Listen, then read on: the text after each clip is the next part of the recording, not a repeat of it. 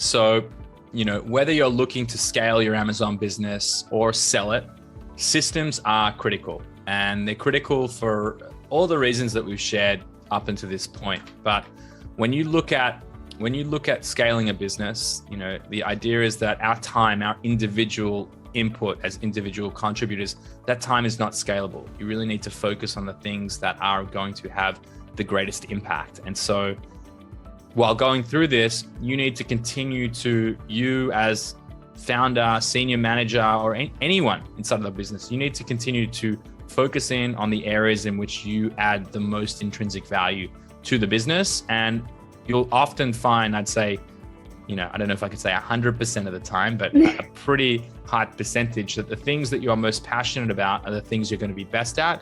And that means that you really are in, I've heard many different phrases used, but in your unique superpower as to what you can deliver. So when it comes to systemizing a business, when you start to define accountabilities and responsibilities and the things that really mean success, and you as someone who's really results orientated, when you can guide someone in like you and say, Sagarika, if you perform X, Y, and Z objectives, it's going to have this impact on the business, and that's how you're going to get a promotion, or that's how you're going to move laterally into recording podcasts or being head of production or whatever, head of marketing, whatever the desired role is.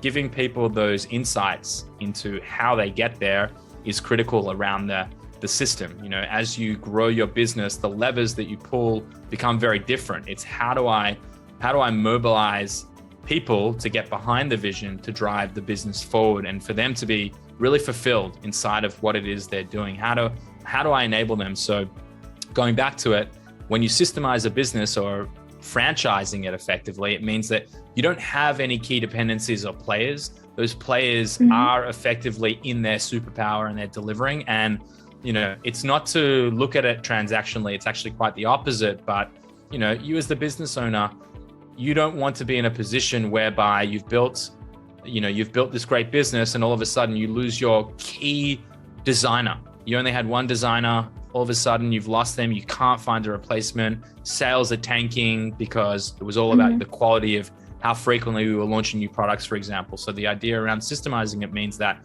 even if that designer leaves, you understand the exact process that was delivered and you can find someone to, step in and fill those shoes. So the same can be said for the sale of a business, particularly, and I'm talking about less private equity and strategics who will acquire a business and typically acquire all of the personnel that exist inside of it, and they just want that business to continue running. Talking about e-commerce entrepreneurs who are looking to sell their FBA business. These aggregators and strategics and, and even private equity, less so in this case, but let's use, everyone knows about the aggregator model. They're really looking to acquire the brand. So what they're looking for is, how do I acquire this brand? How do I remove the founder as quickly as humanly possible? And how do I integrate it into my business? That's really what they're looking for, right?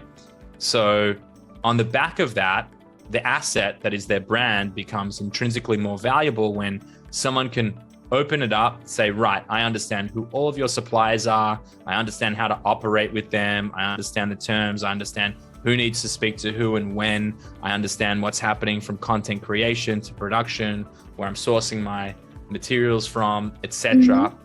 And when you go to actually exit the business, that can mean, that might mean half a turn or a turn in terms of an additional multiple, which, we're talking about pretty significant impacts to that, that large payday. So whether you're selling a business, whether you're scaling a business, the methodology and the focus and the objective is always, how do I remove myself to build a system that I can have better people delivering the work who are passionate about what they're doing, or how do I hand it over so that someone can at a glance understand every aspect of my operation? Hey, it's Riya Mittal here. Before you leave, make sure to subscribe to SellerUp's main YouTube channel, where we upload all things Amazon and some how-to guides that will make sure that you're winning on Amazon. You will not get this anywhere else. Until the next time, happy selling.